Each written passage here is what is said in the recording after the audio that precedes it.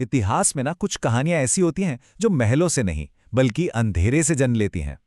तो आज हम एक ऐसे ही इंसान की कहानी जानेंगे जिसका सफर गुलामी की बेड़ियों से शुरू हुआ और भारत के पहले विशाल साम्राज्य के सिंहासन तक पहुंचा। नाम था चंद्रगुप्त मौर्य। देखिए, ये कहानी किसी राजमहल की दीवारों से शुरू नहीं होती है। इसकी शुरुआत होती है एक सपने से। एक ऐसा सपना जो बिखरे हुए भारत को एक करना चाहता था। चलिए इस असाधारण सफर को परत दर परत खोलते हैं। तो कहानी का पहला पड़ाव है एक सपने का जन्म। हर महान गाथा की तरह इसकी शुरुआत भी बहुत ही साधारण थी। एक ऐसे दौर में जब भारत छोटे छोटे राज्यों में बटा हुआ था। किसी को यह अंदाजा भी नहीं था कि किस्मत इतिहास के सबसे बड़े साम्राज्यों में से एक की नींव रख रही है। ये बात है लगभग 340 ईसा पूर्व की। उस वक्त भारत जिसे हम आज जानते हैं वैसा नहीं था। ये छोटे छोटे राज्यों में मतलब महाजनपदों में बटा हुआ था और सब आपस में ही लड़ रहे थे। इसी उथल पुथल के बीच एक बच्चे का जन्म होता है जिसका भविष्य पहले से लिखा हुआ नहीं था, बल्कि उसे इतिहास से लड़कर अपना भविष्य बनाना था। चंद्रगुप्त मौर्य की कहानी का सार असल में यही है। वो कोई राजसी खून लेकर पैदा नहीं हुए थे। उनकी किस्मत में सम्राट बनना नहीं लिखा था, बल्कि अपनी मेहनत, अपनी बुद्धि और अपनी जिद से सम्राट बनना सीखना लिखा था। तो एक तरफ चंद्रगुप्त का बचपन गुमनामी में कट रहा था और दूसरी तरफ तक्षशिला के महान आचार्य चाणक्य मगध के घमंडी राजा धनानंद के हाथों हुए अपने अपमान की आग में जल रहे थे। सोचिए, दो जिंदगियां, दो अलग अलग मकसद और एक किस्मत जो उन्हें मिलाने वाली थी। और फिर वो ऐतिहासिक मुलाकात हुई। चाणक्य ने उस साधारण से लड़के की आंखों में वो चिंगारी देख ली जो साम्राज्यों को रोशन भी कर सकती थी और जलाकर राख भी। उनके वो शब्द, तुम राज्य जीतने के लिए पैदा हुए हो, ये कोई भविष्यवाणी नहीं थी, ये एक क्रांति की शुरुआत थी। अब आता है दूसरा पड़ाव, आग में तपारिक युद्ध। देखिए, सम्राट बनने के लिए सिर्फ इच्छा शक्ति काफी नहीं होती। यहां से चंद्रगुप्त की उस मुश्किल ट्रेनिंग का दौर शुरू होता है जिसने एक आम लड़के को फौलाद बना दिया। चाणक्य की शिक्षा हथियारों से ज्यादा सोच पर केंद्रित थी। उन्होंने चंद्रगुप्त को सिखाया कि तलवार उठाने से पहले रणनीति बनाना क्यों जरूरी है, क्योंकि असली लड़ाई मैदान से पहले दिमाग में जीती जाती है। उनका प्रशिक्षण कोई आरामदायक गुरुकुल नहीं था। उन्हें जंगल की कठोरता में झोंक दिया गया, भूख की परीक्षा से गुजारा गया और हां, जानबूझकर हार का सामना भी कराया गया। चाणक्य जानते थे कि जीत का असली मूल्य वही समझ सकता है जिसने हार का स्वाद चखा हो। हर ठोकर उन्हें तराश रही थी, उन्हें मजबूत बना रही थी।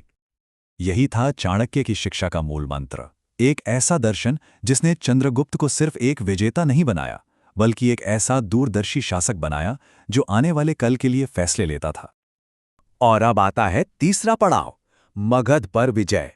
शिक्षा पूरी हो चुकी थी और अब समय था पहली और सबसे बड़ी परीक्षा का।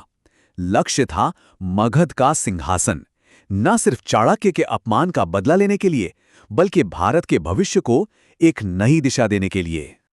उस समय मगध पर नंद वंश के धनानंद का राज था, एक घमंडी और लालची राजा जो अपनी ही प्रजा पर अत्याचार करता था। चंद्रगुप्त और चाणक्य ने सीधे राजधानी पर हमला करने की गलती नहीं की। नहीं, उन्होंने पहले सीमाओं पर कब्जा किया, धनानंद की सेना में फूट डाली और उसकी शक्ति को दीमक की तरह अंदर ही अंदर से खोखला कर दिया। और जब सही समय आया तो एक ही वार में सिंहासन हासिल कर लिया। मगध की ये जीत सिर्फ एक राजनीतिक जीत नहीं थी, ये चाणक्य के संकल्प की पूर्ति थी। एक अत्याचारी शासन का अंत था और एक नए युग की, एक नई सुबह की शुरुआत थी। चौथा पड़ाव, भारत का पहला सम्राट। मगध की जीत अंत नहीं थी, बल्कि ये तो असली कहानी की शुरुआत थी। चंद्रगुप्त का सपना सिर्फ एक राज्य जीतना नहीं था, उनका सपना था पहली बार बिखरे हुए भारत को एक राष्ट्र के रूप में पिरोना। इससे पहले भारत कभी एक नहीं था। चंद्रगुप्त ने पहली बार उन बिखरे हुए महाजनपदों और छोटे छोटे राज्यों को एक शासन के नीचे लाकर अखंड भारत के विचार को सच कर दिखाया। ये एक ऐतिहासिक पल था, सच में।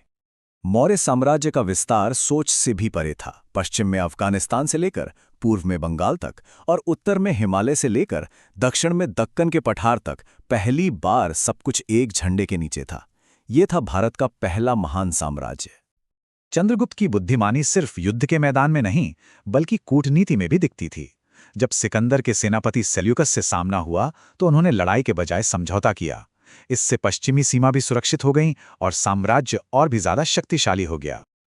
और अब कहानी का 5वां और सबसे हैरान करने वाला पड़ाव, जीतना और त्याग देना। अब हम कहानी के उस मोड़ पर हैं जो सबसे अप्रत्याशित है। एक ऐसा अध्याय जो चंद्रगुप्त को एक विजेता से उठाकर एक दार्शनिक के स्तर पर ले जाता है। जरा सोचिए, एक इंसान जिसने शून्य से शुरुआत करके सब कुछ हासिल कर लिया हो, वो आगे क्या करेगा? यहीं पर कहानी एक ऐसा मोड़ लेती है जिसकी किसी ने कल्पना भी नहीं की थी। जी हां, जिस शक्ति को पाने के लिए उन्होंने अपना पूरा जीवन लगा दिया, उसी शक्ति को उन्होंने एक पल में त्याग दिया। उन्होंने सिर्फ सिंहासन नहीं छोड़ा, उन्होंने अपना राज्य, अपना ताज और अपनी सारी की सारी शक्ति त्याग दी। और शायद ये त्याग ही उनकी सबसे बड़ी जीत थी, खुद पर विजय। अपने जीवन के अंत में भारत का पहला सम्राट एक जैन भिक्षु बन गया, जो आत्मज्ञान और शांति की खोज में निकल पड़ा। सत्ता के शिखर से आध्यात्मिकता की गहराई तक का ये सफर सच में अद्भुत है।